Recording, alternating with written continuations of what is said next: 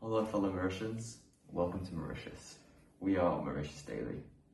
And we're dedicated to bringing you unknown history about Mauritius, fun facts, and just overall stuff that they might not have taught you and that you'll never have heard about Mauritius, no matter where you look. Mauritius has a very interesting culture and history, which is why we chose to study it. However, one thing we find specifically interesting, is the flora and fauna, which is what we'd like to discuss with you today. We'll start off by talking about the flora, and then we'll go into the fauna, and we'll talk about not just plants that are native to only Mauritius, but stuff that you might have already found in your house, in your garden, just out and about, that you may not have realized comes from Mauritius, or that also exists from Mauritius. So stay tuned, because that's what we'll be discussing, and you'll 100% learn some things you didn't know before.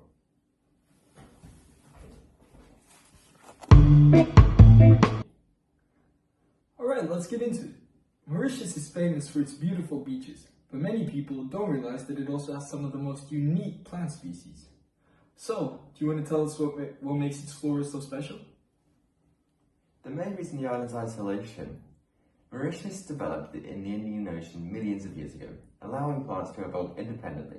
As a result, many species are endemic, meaning they are found nowhere else in the world. And can you give us some examples of some unique plants maybe our viewers haven't heard of, some that are native endemic to just Mauritius? I'm glad you asked. Of course. One well-known example is the Chetia butoniana, which is a natural flower of Mauritius. It grows naturally only in a few rocky mountains areas. Another important species is the ebony tree, which once covered much of the island, but became rare because of extensive logging, especially during the colonial time. And that's going to be a pattern that we're going to see amongst not just the flora, but the fauna as well, which is overhunting and destruction of habitats by the colonizers that really destroyed so much of Mauritius's flora and fauna. Especially the Dutch, Portuguese and the French, the main colonizers of Mauritius. It's a shame, and it's part of the reason that so much of Mauritius's history has been erased. Sorry about that, my hat keeps falling off. I've also heard about the Tambalakok tree, often called dodo tree. Is there really a connection between the two, or is it just the name? Well, for many years, scientists believed that the extinct dodo bird helped spread the seeds of the Tambalakok tree. Although the theory is still debated, it highlights how closely plants and animals can depend on each other in an ecosystem.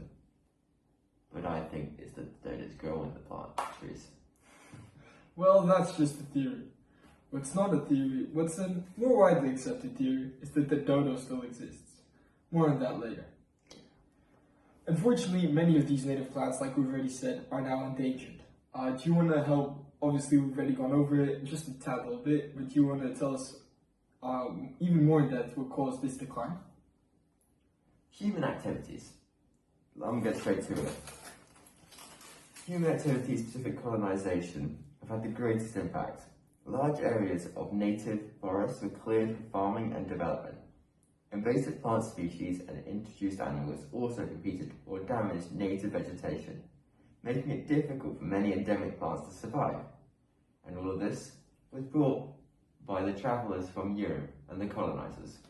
Yeah, 100%. I mean, as we've already said, that's going to be a pattern throughout this episode, not just in the flora, but the fauna as well. And, well, obviously, we look at the past and it's horrible stuff, and in hindsight, it's incredibly stupid as well, just this blinded destruction.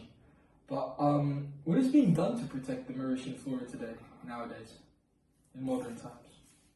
Well, conservation groups and the Mauritian government are restoring natural native forests, removing invasive species and growing endangered plants to boost populations and hopefully eradicate these invasive species. And they're also making nurseries for these endangered plants and reintroducing them into protected areas. These efforts have actually helped save several rare species and recover them, which has really diversified the Mauritian ecosystem, especially since it was really failing. But now there's the effort to start to bring it back and hoping Mauritius can be the paradise it once was. True, hopefully we can see if they can come back from the destruction that colonization really wreaked on in Mauritius. And, well, obviously the plants are beautiful and they're stunning, but is conserving the plants, does it have some more importance other than just the beauty? Well, because every plant plays a role in maintaining biodiversity. Without them, the entire ecosystem would collapse. Native plants provide food and shelter for wildlife, protect the soil, and help keep ecosystems healthy. Losing them would affect not only Mauritius, but also the world's natural heritage. Mauritius is so unique, and without these plants, it would just lack so much that it has. And I think it's essential that these plants be saved, just to save Mauritius. Otherwise, it would just be like any other island, and it would kill the beauty of Mauritius. You're goddamn right. And you know, that's an important message. Like I just said, he's right, you know? And protecting Mauritian flora means protecting a unique ecosystem, an endemic ecosystem full of plants that can only be found there. And, you know, cannot be replaced. No matter where science brings us, no matter where technology takes us, we'll never be able to replicate that true beauty and that environment that is so important to so many species. So hopefully these conservation efforts can help, you know, bring back Mauritius to what it once was and ensure that these remarkable plants survive so that our children, so that future generations can live to see them, of course. Now, with the flora covered, let's move on to the fauna. Alright, now on to the fauna. One of the first animals introduced to Mauritius was the goat. Now, goat and Mauritius are almost synonymous. Early sailors brought goats to the island because they were easy to transport and they were a sustainable source of food. Over time, some of the goats became feral and had a significant impact on the island's environment by grazing on native vegetation. So they destroyed some of the plants that were in Mauritius at the time. Exactly. Along with the other introduced animals, goats contributed to change in Mauritius ecosystems. Many native plants struggled to survive, and this affected the habitats of several endemic animals, including the famous dodo bird. Wow, the dodo bird, that's probably the most iconic thing to ever come out of Mauritius after the Mauritius Daily. Well, while we're on the topic of the dodo, most people know it as the flightless bird that lived only in Mauritius before becoming extinct in the late 1600s. But recently, there's been quite what some people would call a rather unusual conspiracy theory that has been circulating online and that has come up recently. Could you tell us some more about it? Yeah, of course I can. Well, according to this theory, the official story about the dodo extinction is not the whole truth. It claims there is a hidden history that people are not supposed to know. I mean, have you seen the video yet? It is rather convincing. True. I did recently stumble upon a video with the theory. What the theory suggests is that dodo eggs had extraordinary properties, which was increasing a man's testosterone by almost tenfold, and you could only get that by consuming the dodo egg. And the truth is that is one of the reasons that the dodos were so hunted, because the settlers, the colonizers, as we mentioned, wreaked havoc on Mauritius, and obviously they hunted the dodos for meat, but they only hunted the dodos for meat because they believed that it was how to increase their testosterone and to give them enhanced endurance, strength, and speed, when in reality, it came from the eggs. It goes further by claiming that a small family secretly rescued 2 male and 2 female dodos, then bred them in captivity to preserve both the egg, the birds, and the access to the miracle eggs. True. And over time, as the dodo eggs became scarce due to the overhunting of the dodos, local traditions had to switch up, so that only a select group of people could consume the dodo eggs, as to not have everybody eating the dodo eggs because simply there just wasn't enough. And according to the theory that can be found online, we will be sure to link the Daily Mail's our own video on the theory, which we cover in depth on Instagram, which you should follow. Drop us, obviously subscribe to the channel. Also drop us a follow on Instagram. Create short form content, and very in depth as well. But according to the theory, the individuals that possessed traits such as being extremely smart, or already being extremely physically prominent, were allowed to eat the eggs. I mean, firstly, on the subscribing part, it's incredibly smart. I mean, if you want to learn a lot about hidden Mauritian history, following to the Instagram will help you learn a bit more. Couldn't have said it any better. Secondly, finally, the theory claims that the government deliberately concealed this information to keep it secret from getting to the public.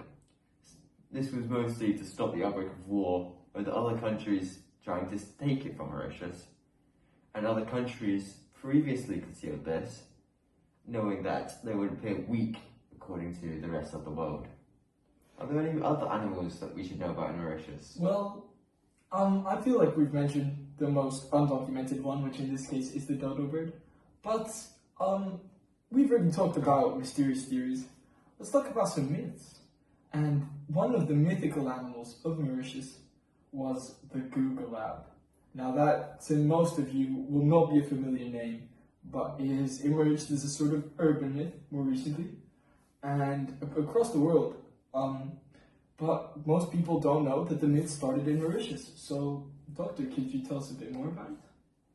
Well, the googolab is a mythical creature which claims to lurk across Mauritius, being amphibious, going in both land and water.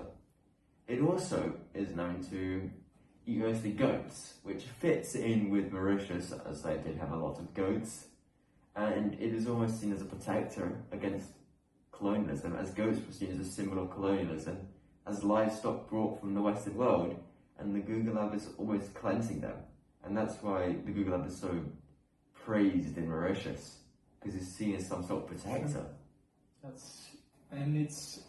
Is that like my friend just pointed out here, it goes deeper than just this mysterious creature. It's a creature that represented the oppressed Mauritian people, and it did so in such a way that it was, fighting back for the people. And it goes to show the strength that, stories can have. And what many people theorize is that the googolab is just sightings of other amphibious animals, and that mixed in with other animals attacking goats eventually led to this misconception that it did exist. But there have been quite a couple of not confirmed sightings, and I guess we'll never know if it's true or not. There's really no way to know. I mean, the Fiji bulb is almost an amphibious Mauritian version of Bigfoot. Many people will say it exists, others will say it doesn't. There's no way we can be certain, and I, for one, like to believe it does exist, as I think it's a great symbol of unity and Mauritian pride, and I love the idea of the googolab. Well, I think you meant to say googolab instead of Fiji bulb, but we'll cover the Fiji bulb in a different episode. But for now, we'll talk about mainly the googolab. But I agree with you. I like to believe in it, not just as the animal itself, but as the idea that it brings, and how it can fight back for the people that it represents against the colonizers that came to take what rightfully belonged to the Mauritian people. So, I think we've come to an end here on today's episode, our first episode. We hope you enjoyed. Like I already said, we'll be linking our Instagram in the caption. So if you want to go check that out as well, we've got not just history videos, we've also got some memes, some jokes, some things a little bit more lighthearted. And obviously subscribe to the YouTube channel as well. We've got much more coming forward, more podcast style videos such as this one. And yeah, anything you'd like to add? Make sure, if you want to see any more of this, like, subscribe, and please do comment what you'd like to see next, as it will help us out so much, as it will help us know what you guys want. And also ask your questions, obviously drop your comments. If you want to see anything, please do tell us. But if you're confused by anything, if you think we didn't explain it well, just go ahead and ask, and we'll give you a response, and probably a video as well, because this goes much deeper than people think. So thanks a lot for watching, and see you in the next one.